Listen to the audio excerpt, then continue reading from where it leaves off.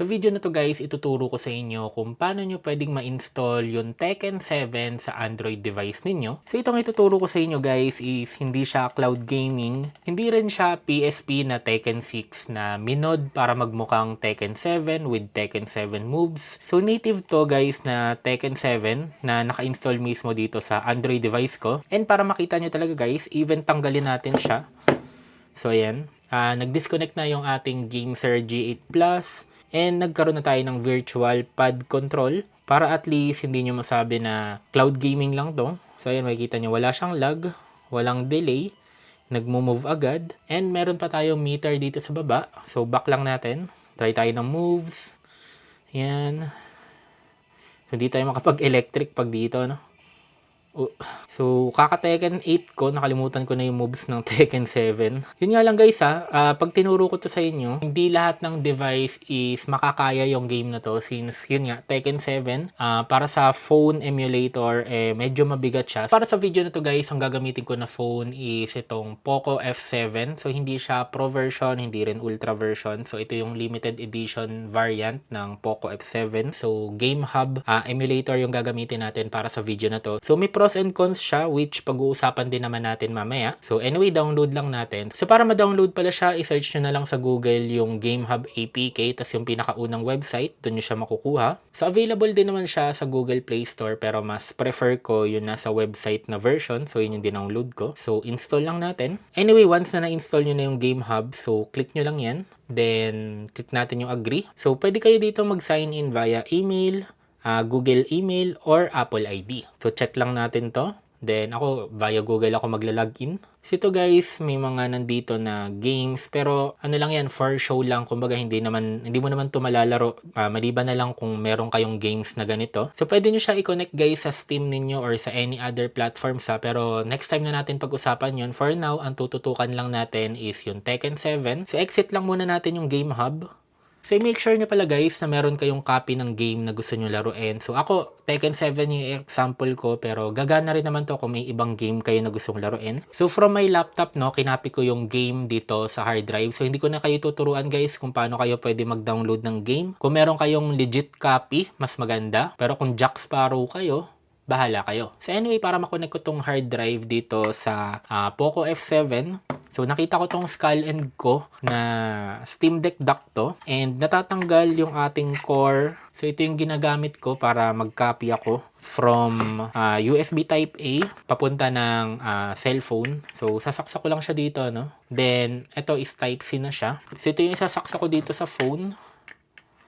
Parang ganun lang. Pero pwede rin naman kayo gumamit ng mga typical na USB hubs kagaya nito. Ito kasi nakakonect sa laptop. So, lagi ko siyang ginagamit. So, ngayon ang gawin lang natin, punta tayo ng files. Then, makikita nyo dito merong nakalagay na USB device. Ngayon, depende na lang kung saan nyo nilagay yung game na gusto nyong i-copy. So, for example, sa akin sa games, then Tekken 7, click more, click copy. Then, punta tayo ngayon dito sa internal shared storage. Then, i-paste nyo na kung saan nyo siya gusto ilagay. So, once na copy nyo na guys, pwede nyo nang i-eject yung hard drive. So ngayon guys, gawin natin, balik tayo dito sa Game Hub. Then pag nag-load na, punta tayo dito sa My. Tapos ito yung sinasabi ko sa inyo guys kanina na pwede nyo siya i-connect sa PC ninyo. Pwede rin sa PlayStation, then pwede nyo rin i-connect yung Steam ninyo. Pero sabi ko nga, hindi naman remote play yung gagamitin natin. Hindi naman tayo magka-cloud gaming. So natively nating lalaroin yung Tekken 7. So punta tayo dito sa pinakadulo. Then nakalagay dyan, import games from your library.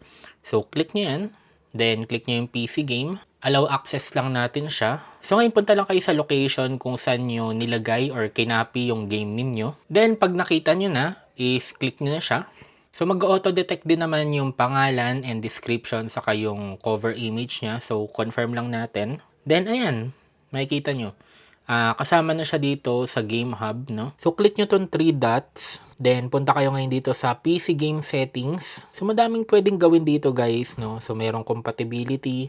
Ang daming settings. So, parang win later din siya. Pero, mas maayos kumbaga. So ang pinakaayusin lang naman natin dito is yung resolution ng game kasi hindi masyadong magiging smooth yung game pag mataas yung resolution nyo. So punta lang kayo dito sa general, then scroll down nyo, makikita nyo tong game resolution. So by default naka 1280 by 720 siya or 720p. Basta i-make sure nyo lang na yung isa-set nyong resolution is 16 by 9 para hindi pa square yung resolution ninyo. So yung next na 16 by 9 na mas mababa sa kanya is itong 960 by 554. Pero kung sa tingin nyo, kaya naman ng device nyo na magpatakbo ng mas okay na resolution, hayaan nyo na lang doon. So, try natin, launch game. So, maganda kasi dito guys sa Game Hub is automatic niya nang ida-download yung kailangan na file para mapatakbo yung game. So, yan, makikita nyo, nagda-download kung anong Proton version yung kailangan, kung anong firmware yung kailangan, kung anong drivers yung kailangan. So, lahat yun is automatically niya nang gagawin. Even yung pagsisetup ng virtual pad, Game Hub na yung gagawa nun para sa inyo, unlike sa Winlator na lahat yun is manually ninyong gagawin. So ngayon pag nasa game na kayo, so punta naman tayo ngayon dito sa options, then punta kayo ngayon dito sa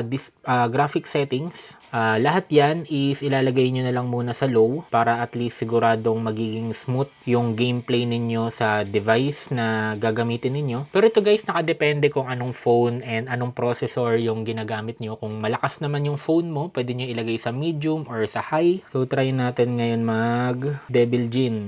Ayan. So, maganda rin guys kung meron kayong controller, kagaya na lang nitong GameSir. So, ito yung ginagamit ko. So, automatic siya guys na pag kinabit nyo siya sa Game Hub, hindi nyo na kailangan i-set up. Yan, makikita nyo. Device connected na agad. Wala na kayong kailangan ayusin. Wala na kayong kailangan gawin. Yung virtual pad display. So, yun, makikita nyo, nawala na rin. Gumagana na agad yung ating controller. Diba? Yun yung maganda dito sa Game Hub. Hindi nyo na kailangan ayusin. Imagine guys, Tekken 7. Pwede sa Android. Dati hanggang Tekken 1, Tekken 2, Tekken 3. Diba? Hanggang Tekken 6 via PPSSPP yung pwede nating malaro. So, try naman natin mag-Brian. Ooh! Guys, ganyan naman yung graphics, oh. Ooh!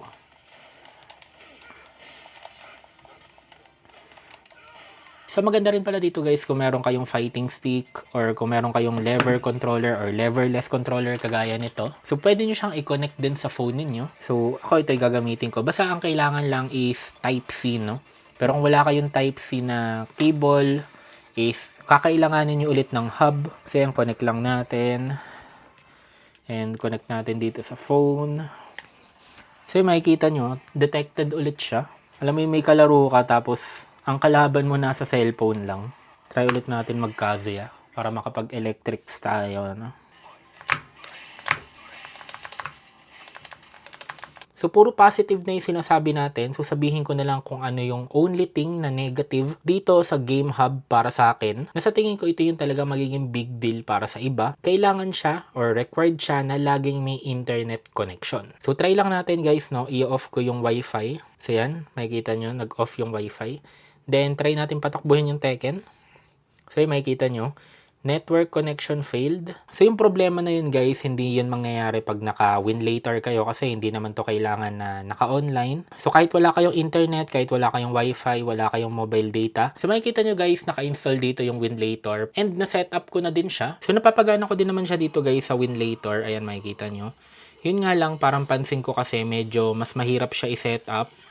And medyo mas mabigat siya and at the same time mas lagi siya pag hindi nyo na set up ng tama. Ayan, makikita nyo may mga drops. Tapos dagdag nyo pa dun guys, medyo madami kayong settings na kailangan i-adjust, madami kayong kailangan baguhin para mapagana yung Tekken 7. Comment nyo naman guys kung anong phone yung ginagamit nyo or kung anong chipset yung phone na ginagamit nyo para mapag-usapan natin sa comment section kung possible ba gumana yung Tekken 7 sa device ninyo. So yun lang guys, mag-enjoy muna ako maglaro. Pag-aaralan ko muna yung combo sa Tekken 7 para next time maporma naman ako tignan sa inyo. Don't forget to like, comment, and subscribe. See you again in the next video.